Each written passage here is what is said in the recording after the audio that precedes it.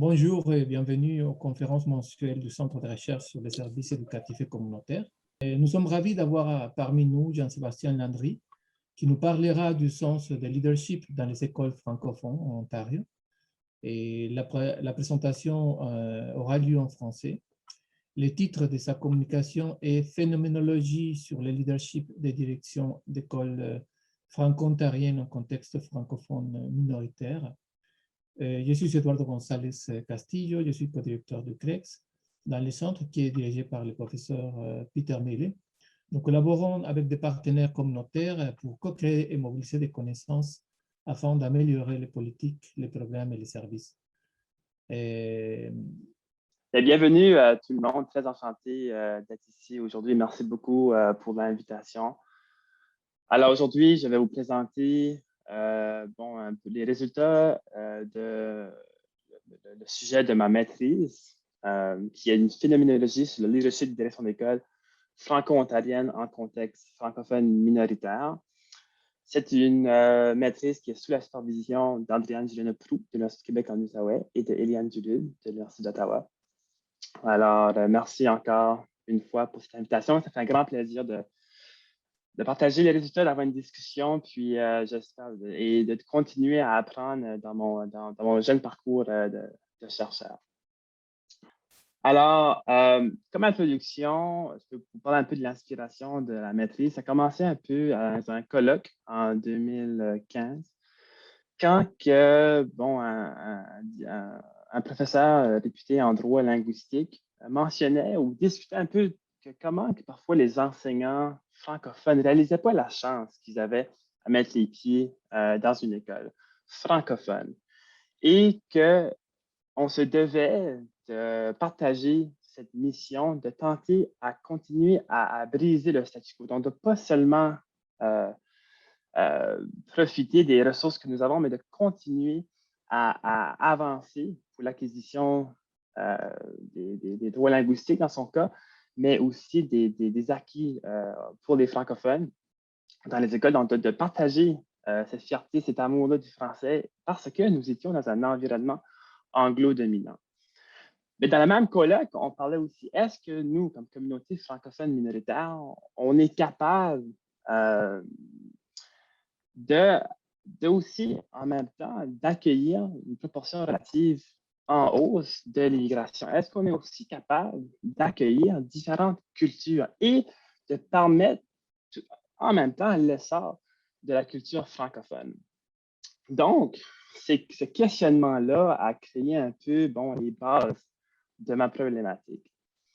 Et c'est venu à la question, comme jeunes enseignants, et quand je regarde les aspirations et les directions d'école, comment ils actualisent leur leadership dans une école dans un tel contexte.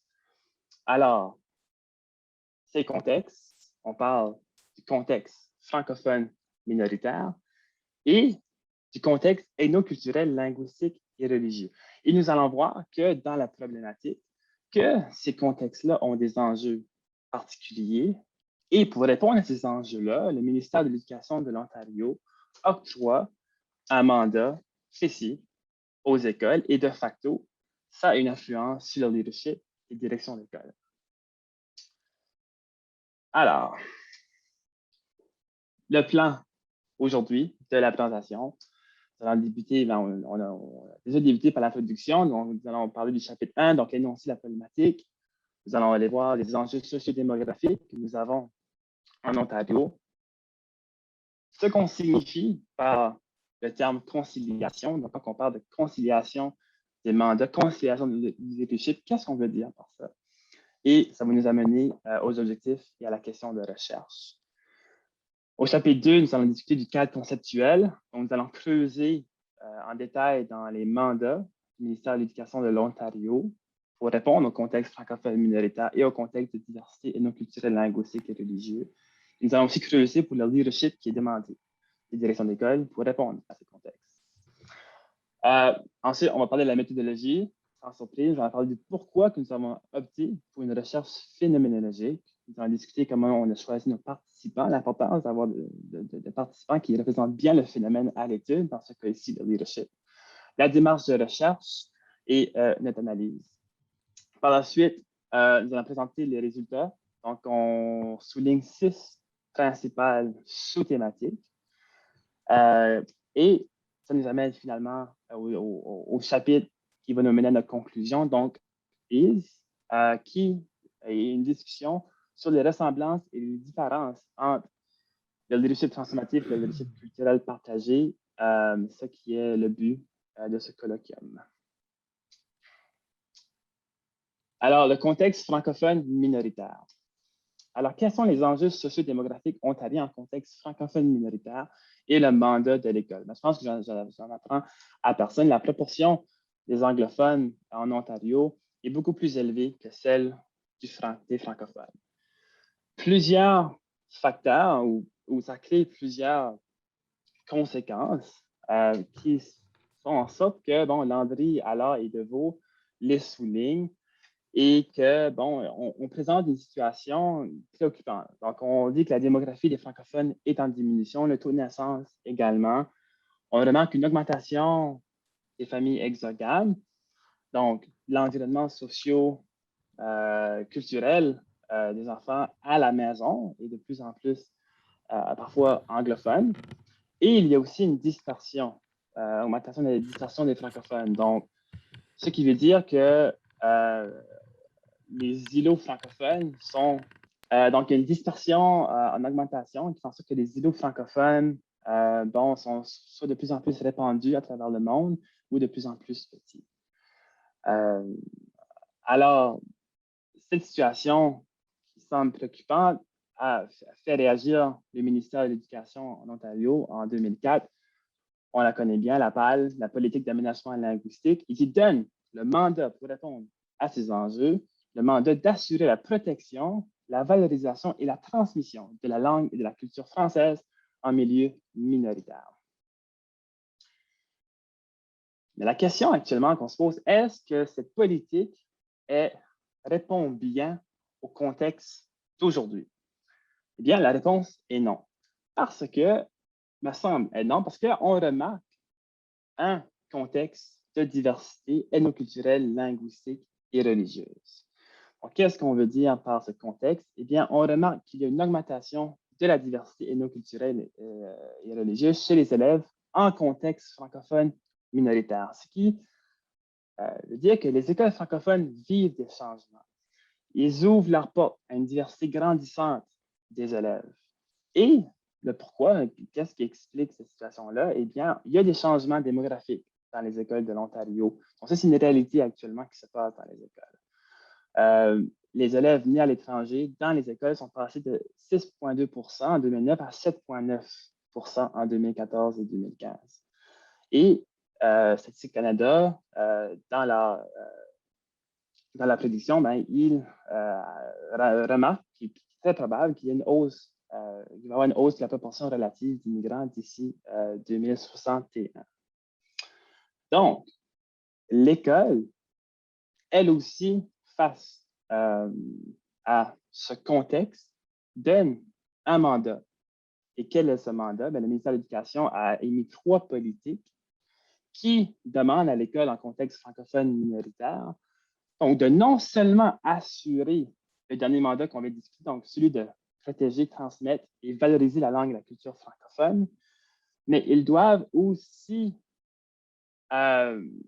offrir des stratégies d'accueil, d'accompagnement et d'attention vers tous les élèves admissibles à l'éducation en français, doivent favoriser une éducation interculturelle et doivent mettre en œuvre des politiques, des programmes et des plans d'action du conseil scolaire sur l'équité et l'éducation inclusive en tenant compte de la diversité des membres de leur communauté scolaire.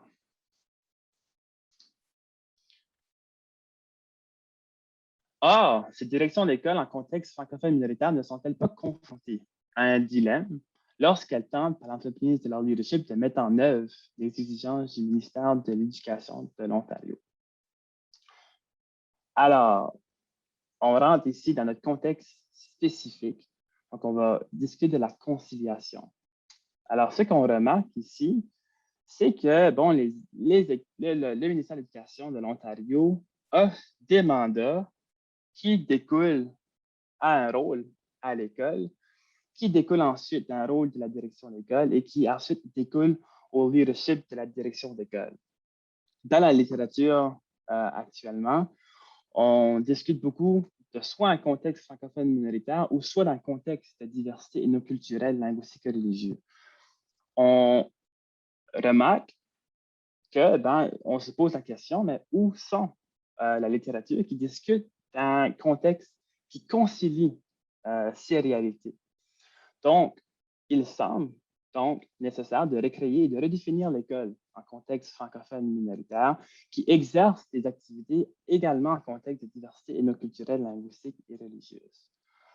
Donc, étant donné que le rôle de la direction est transformé par cette redéfinition de l'école, quelle est la nature du leadership des directions d'école dans la conciliation des rôles propres à ces deux contextes? Eh bien, donc, dans notre problématique, le ministère de l'Éducation, on remarque, prescrit aux directions d'école de concilier les mandats pour le contexte francophone minoritaire et le contexte de diversité non culturelle, linguistique et religieuse par des formes de leadership qui ne sont pas empiriquement étudiées. Donc, il y en a deux qu'on souligne, c'est le leadership culturel partagé et le leadership transformatif. Donc, quand on regarde les formes de leadership qui discutent de cette conciliation-là, on en remarque deux, mais ils ne sont pas empiriquement étudiés. Ainsi, on suggère qu'il est précoce de tirer une conclusion sur le sens du leadership donné par les directions d'école ontariennes de langue française qui vise à concilier les mandats prescrits par le ministère de l'Éducation par leur leadership. Alors, quels sont nos objectifs et la question de recherche? Alors, pour répondre à cette problématique-là, nous avons émis deux sous-objectifs et une question de recherche. Donc, le premier sous-objectif est de décrire le sens que donnent les directions d'école francophones ontariennes à leur leadership afin de concilier la protection, la valorisation et la transmission de la langue et de la culture francophone avec l'inclusion de la diversité ethnoculturelle, linguistique et religieuse. Ensuite, et c'est ça qui va être intéressant à creuser aujourd'hui, c'est d'identifier les ressemblances et les différences entre le leadership transformatif et le leadership culturel partagé. Et le sens que donnent les directions d'école à leur leadership afin de concilier, encore une fois, les mandats du ministère de l'Éducation de l'Ontario. Notre question de recherche, quel sens les directions d'école donnent-elles au leadership qu'elles exercent pour concilier le mandat de protection, valorisation et transmission de la langue française, de la culture francophone à l'école en contexte francophone minoritaire avec celui de l'inclusion en contexte de diversité culturelle, linguistique et religieuse.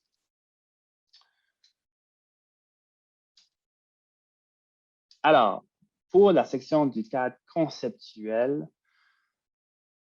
quand on creuse le mandat des écoles francophones en contexte francophone minoritaire et rôle des directions d'école, eh bien, Landry et ses auteurs, on le souligne, il y a actuellement ce qu'on appelle un cercle vicieux pour la vitalité linguistique et culturelle dans un environnement social anglophone.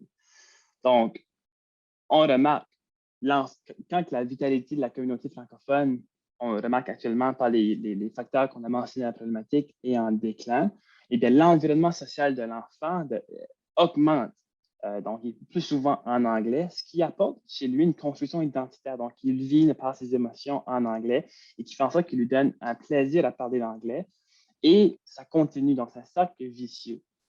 Donc, pour briser ce cercle-là, eh bien, les auteurs donnent un rôle additionnel et spécifique à la direction d'école. Donc, en plus d'assurer l'éducation des enfants, les directions d'école en milieu minoritaire doivent fournir un environnement qui assure la qualité et la socialisation linguistique et culturelle requise pour assurer la maîtrise de la langue maternelle minoritaire. Donc, qui fait en sorte que,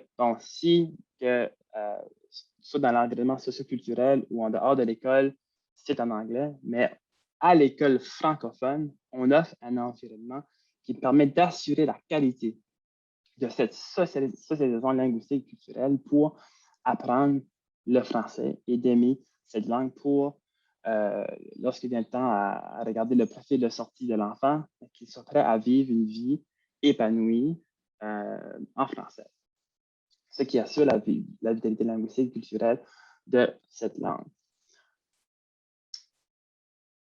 Quand on regarde ensuite le mandat des écoles francophones en contexte de diversité ethnoculturelle, linguistique et religieuse et le rôle que l'on donne aux directions d'école, eh bien, un continuum de l'inclusion de la diversité semble émerger par ce qui est souhaité par le ministère de l'Éducation de l'Ontario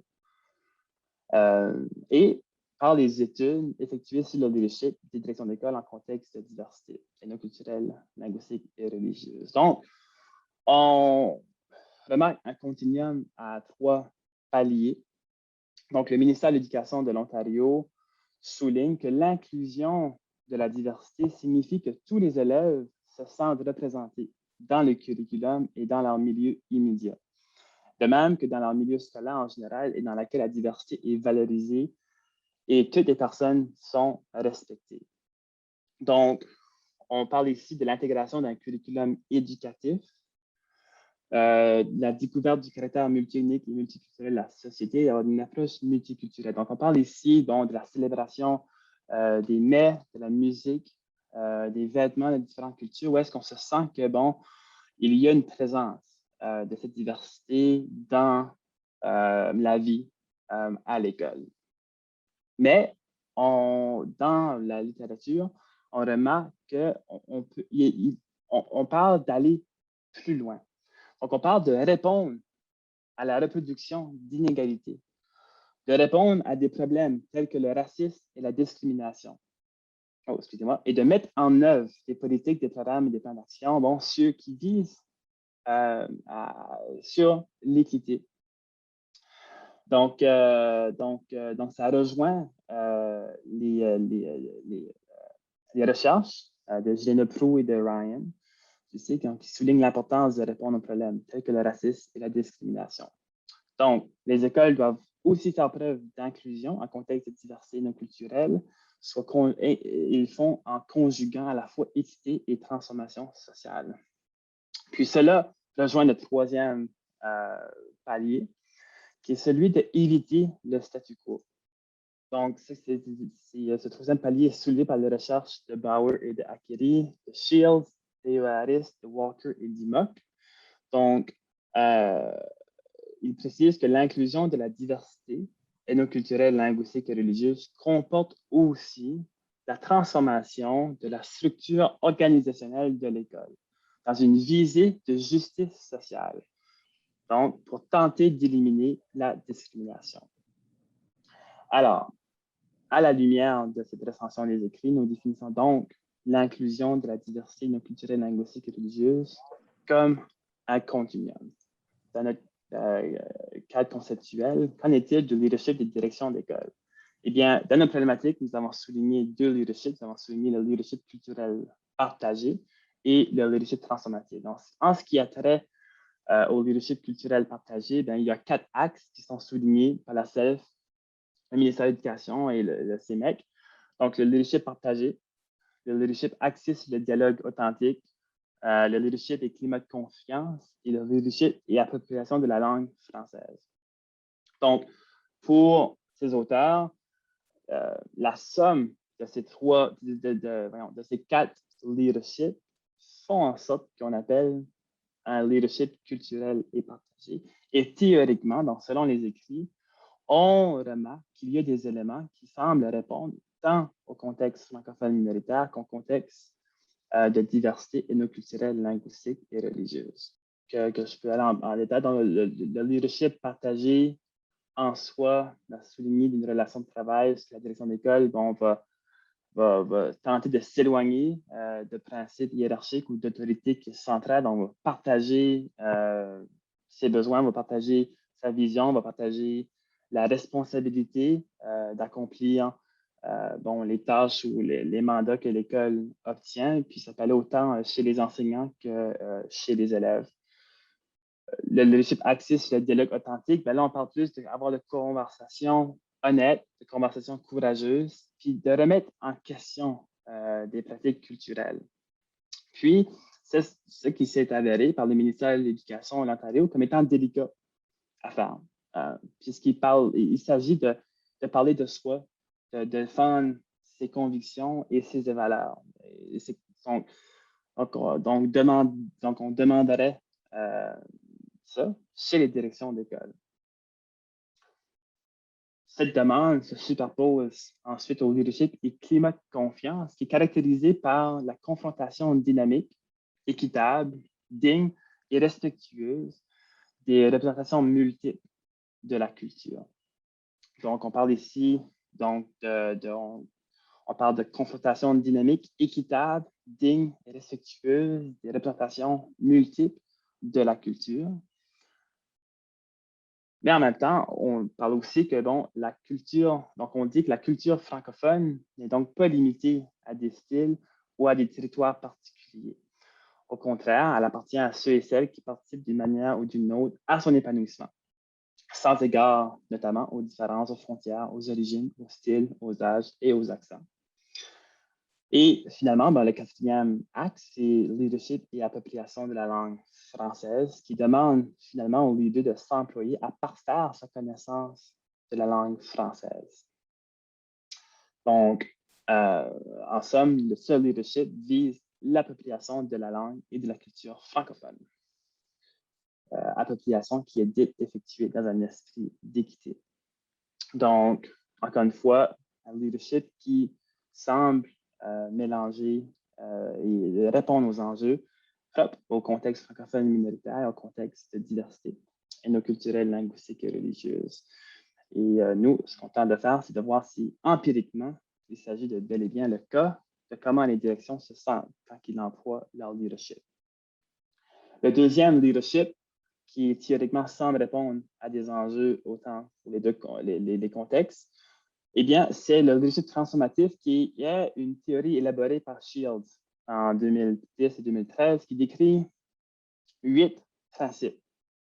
8 principes, donc les actions à entreprendre pour les leaders en éducation qui veulent cheminer vers la justice sociale et l'équité autant à l'intérieur qu'à l'extérieur de l'école. Donc, on voit ici qu'on chemine à briser le statu quo, à enlever les iniquités qui sont présentes par la transformation, par la remise en question, par les 8 actions qui sont présentées dans ce modèle ici.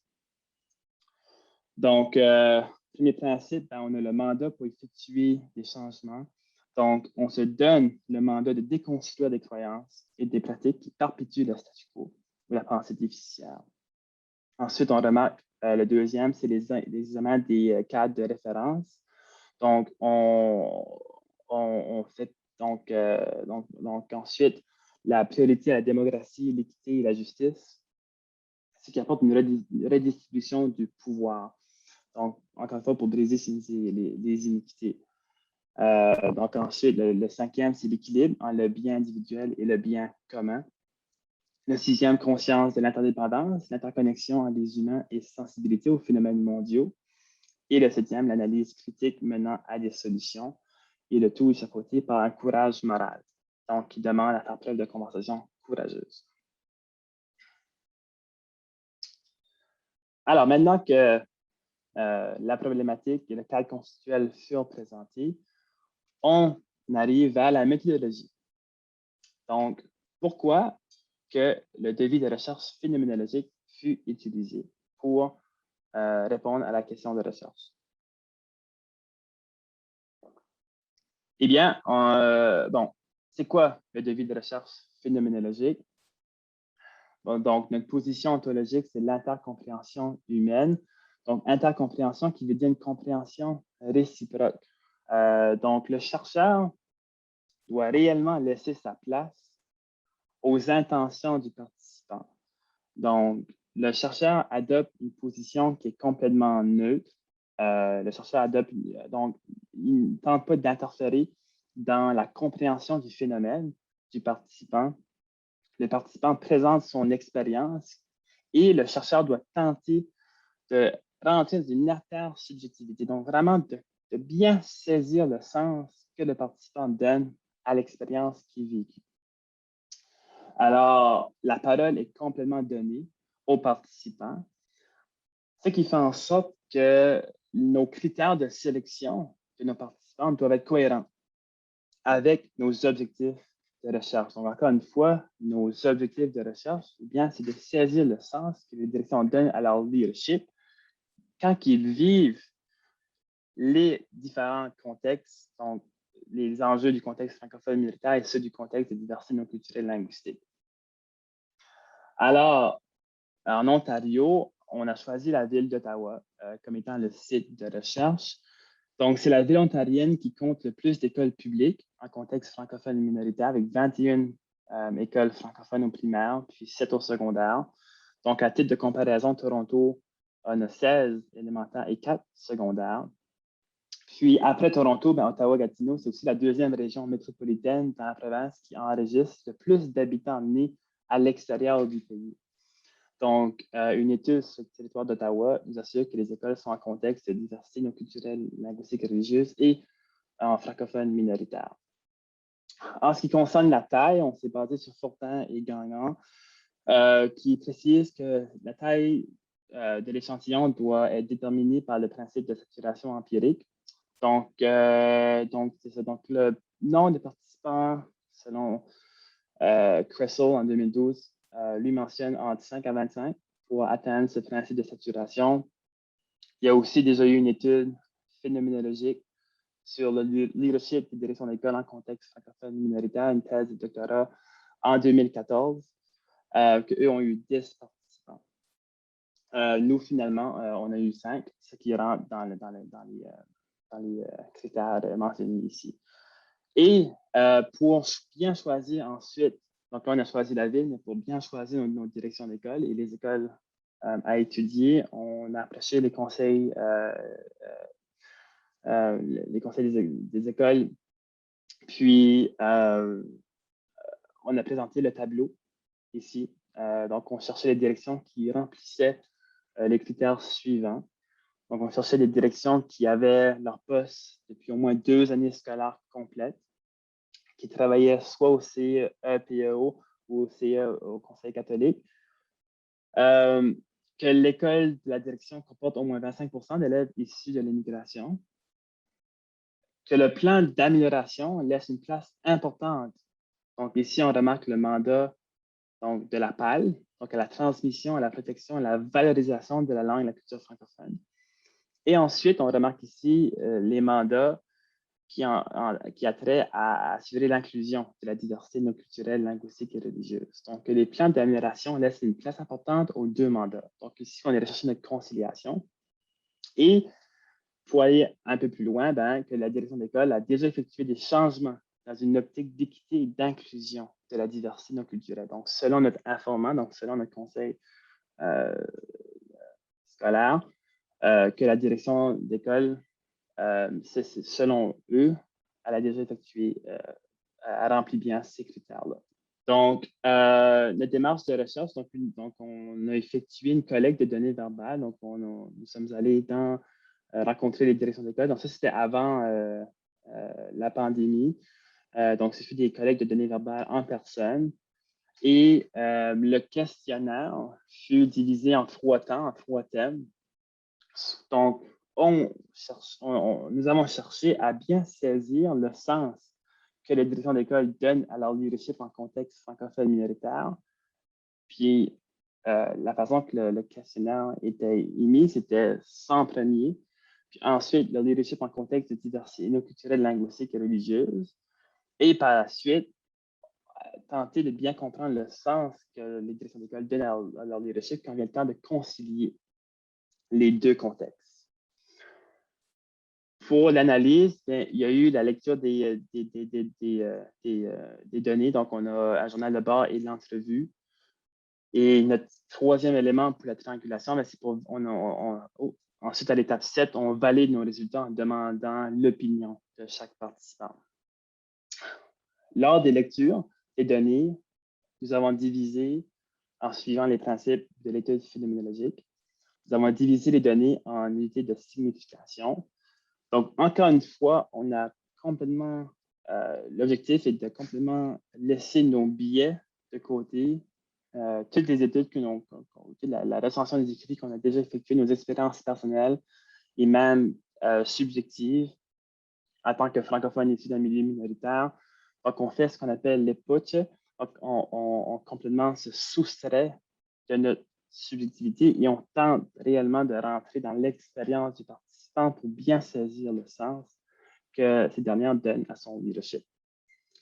Donc, une lecture complète des données. Donc, on va chercher un sens principal et par la suite, on va chercher un sens par thème des significations énoncées, comme j'ai mentionné dans l'introduction. Nous avons 6 systèmes.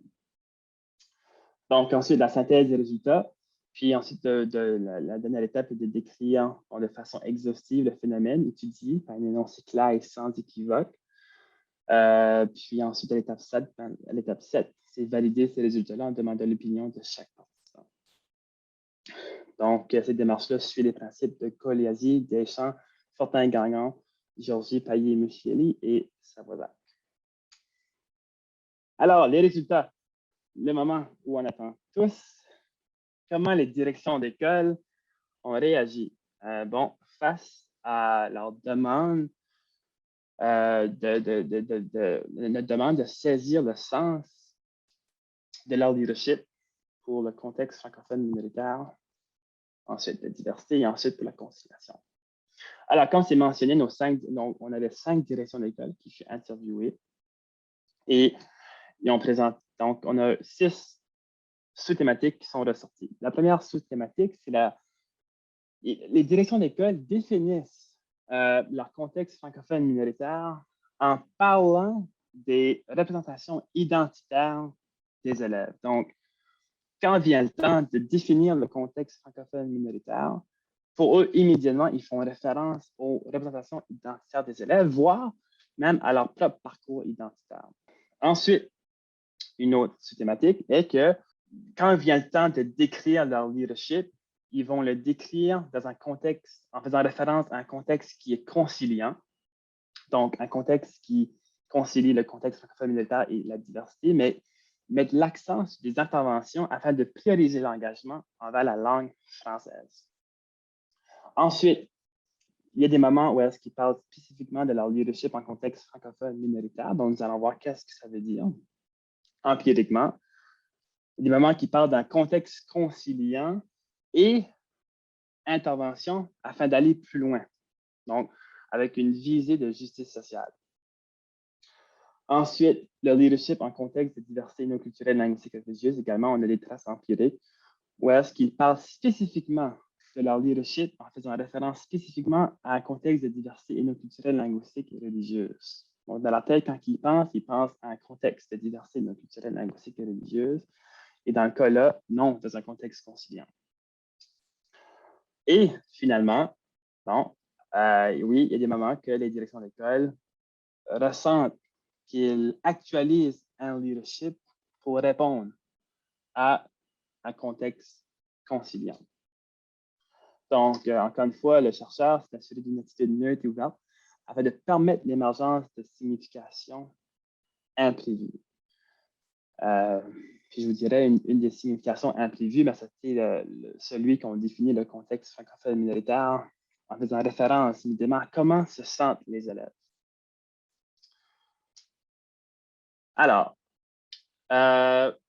premier thème, définition du contexte francophone minoritaire par les représentations identitaires des élèves. Alors, les directions d'école définissent le contexte francophone minoritaire par les représentations identitaires de leurs élèves. Donc, ils discutent d'une proportion d'élèves francophones, donc ils parlent d'une dynamique anglo-dominante. Ils parlent d'un profil identitaire des élèves qui est en évolution. Mais comment répondre à cette évolution-là? Là, ça venait difficile pour les directions de bien le définir. Donc, on remarquait un non-sens que se faisait sentir entre l'identité franco-ontarienne des élèves et voire même celle que la direction ressentait, et la place des origines des élèves dans cette identité. Les directions n'ont pas été capables de définir que pensaient-ils du profil identitaire des élèves, où est la place des origines des élèves dans cette identité. Donc, conclusion, de ce premier thème, c'est que les directions d'école ont besoin d'aide afin de bien définir leur contexte francophone minoritaire et la place de la diversité ethnoculturelle, linguistique et religieuse. Mais on peut conclure que la diversité ethnoculturelle, linguistique et religieuse est une partie intégrante du contexte francophone minoritaire. Donc, immédiatement, même si on faisait seulement référence au contexte francophone minoritaire, on parlait tout de suite de la diversité ethnoculturelle, linguistique et religieuse. Donc, ce que nous, on définit comme étant un contexte conciliant. Alors, deuxième thème, les directions d'école discutent une conciliation d'intervention afin de répondre au contexte francophone minoritaire. Donc, quand il est venu le temps de la pose des questions concernant le plan d'amélioration de l'école, eh bien, ils ont discuté immédiatement du programme d'appui aux nouveaux arrivants, du programme d'actualisation linguistique en français.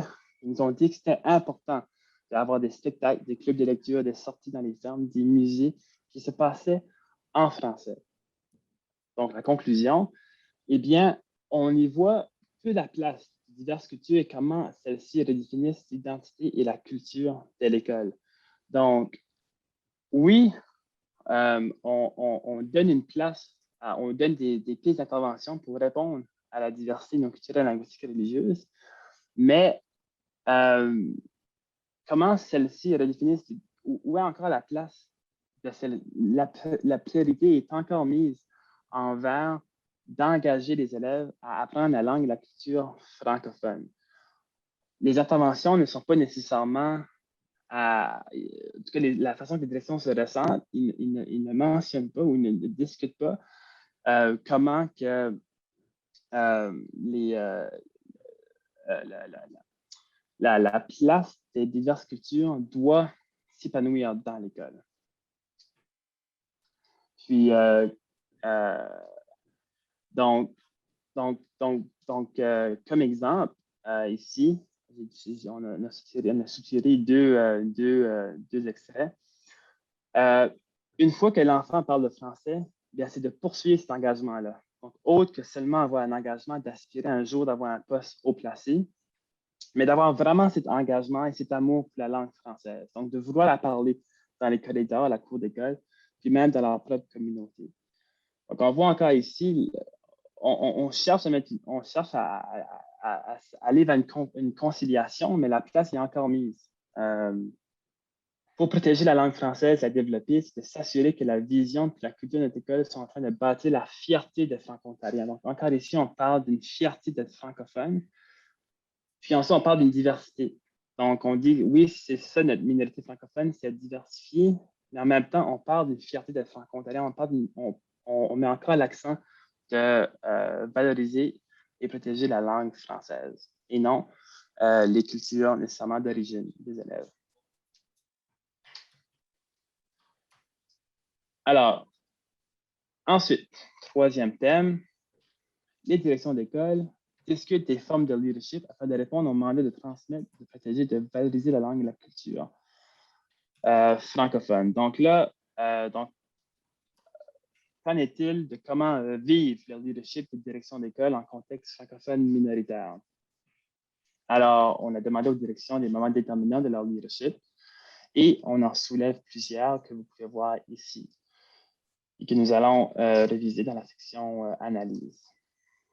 Donc, conclusion, le sens que les directions d'école donnent à leur leadership ne semble pas être attaché distinctement à un contexte francophone minoritaire ou à un contexte de diversité, mais plutôt à une réalité qui cherche à concilier les mandats. Parce que autant qu'on parle d'être un modèle en parlant français, de promouvoir une fierté de parler le français, on parle aussi d'apprendre des compétences interculturelles, de valoriser la culture maternelle des enfants par le biais des parents de la communauté, mais à l'extérieur de l'école.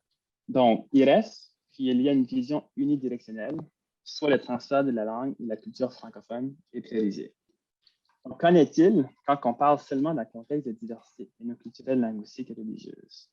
Les directions le définissent comme étant une pluralité des groupes religieux, culturels et des différentes langues. Ils voient la diversité comme une richesse et font référence à un outil du CREO qui est des 3 niveaux d'une culture. Donc, pour eux, c'est représenté par cet outil-là.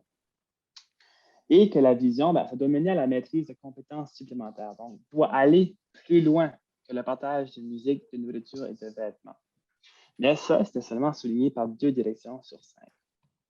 et ensuite que le développement de l'empathie est important. Alors, conclusion, ces visions ne se catégorisent pas distinctement de la vision présentée pour le Conseil francophone minoritaire. Donc, la vision exprimée pour le contexte ethnoculturel linguistique religieux incluait également les enjeux du contexte francophone minoritaire. Donc, qu'en est-il alors de leur leadership? Alors, les formes de leadership, ils parlent de développer des compétences interculturelles et d'être ouvert à la diversité. Donc ici, il y a quelques extraits qu'on présente ici. Donc, en conclusion, c'est que le rôle de leader en contexte de diversité s'en fait partie d'un continuum. Donc, ce n'est pas tout le monde qui va nécessairement dire qu'il faut aller plus loin. Ce n'est pas tout le monde qui va parler de compétences interculturelles. Donc, on parle ici d'être ouvert à la diversité, mais il y en a certains qui vont dire d'aller plus loin. Donc, ça vient principalement de parler de leadership en contexte de diversité. Alors, cela laisse présager des dilemmes pour les directions d'école, à savoir les interventions que porte l'inclusion de la diversité dans la promotion de la langue et de la culture francophone. Alors, finalement, quelles sont les formes de leadership que les directions ont en contexte conciliant? Eh bien, il s'agit d'assurer leur application. Donc, pour eux, ça signifie être impliqué dans les comités d'admission.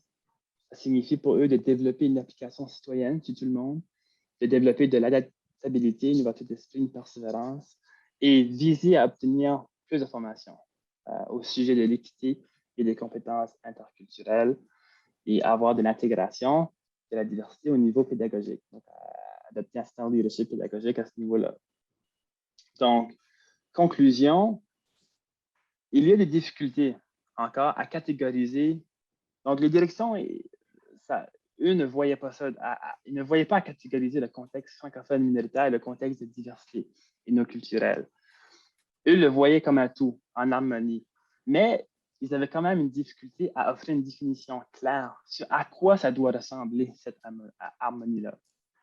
Mais nous avons toutefois des traces empiriques sur l'actualisation du leadership auprès des directions d'école lorsqu'elles concilient les deux contextes. Alors, ici, on voit quelques exemples. Bon, un peu la difficulté qu'ils ont à concilier les deux contextes. Donc, on va dire que le tout est harmonieux, on ne sent pas la distinction. Donc, oui, c'est interconnecté, donc, mais on ne va pas nécessairement bien élaborer sur comment qui concilie les deux contextes. Mais nous avons quand même des traces empiriques et c'est ici que, bon, c'est intéressant. Quand on prend tous les éléments du sens du leadership des directions d'école, donc, on voit, donc, c'est quoi le sens du leadership qui donne seulement pour un contexte francophone minoritaire, seulement pour un contexte de diversité non culturelle, linguistique et religieuse. Et quand on parle spécifiquement d'un contexte conciliant, eh bien, on remarque qu'il y a des similitudes avec nos deux modèles théoriques. Donc, on va chercher des ressemblances entre les modèles. Donc, voilà. Mais on remarque quand même que si on se rappelle du continuum de l'inclusion scolaire, donc quand on parle de briser le statu quo, quand on parle de viser une justice sociale, donc aller chercher des examens, des cadres de référence et aller à l'analyse critique menant des solutions, ça, ce n'était pas recueilli dans les discours des directions d'école quand venait le temps de décrire leur leadership en contexte francophone minoritaire et en contexte de diversité. Alors, la conclusion, bien, la problématique nous a permis de brasser un portrait du contexte dans lequel les directions d'école francophones doivent concilier par leur leadership leur mandat. Donc, on a noté qu'il était nécessaire de mieux comprendre le sens de donner direction à ce leadership. On a remarqué qu'aucun leadership est empiriquement étudié ou n'était empiriquement étudié en Ontario. Donc, une recherche a tenté de combler cette lacune. Notre cadre conceptuel a permis de préciser les deux mandats et les rôles que doivent jouer les directions d'école qui découlent de ce mandat. Donc, la définition des modèles qui permettent de théoriques de leadership actuellement connus, il y en a deux, qui permettent théoriquement de concilier. Donc, Non, le je suis pas leadership d'accord qu'il culturel fallait partagé appliquer. C'est sûr et le que leadership c'est un mot. transformatif. Non, Puis finalement, ben, on a conclu que l'approche phénoménologique semblait la plus appropriée pour cette étude. Et voilà que nous avons réussi à identifier empiriquement les ressemblances et les différences entre le leadership culturel partagé et le leadership transformatif. Alors voilà, donc merci beaucoup pour votre écoute. Je pense qu'on peut aller vers la période des questions et je vous laisse sur un extrait des entrevues que je pense qui démontre bien le contexte actuel des écoles pour les leaders de nos écoles.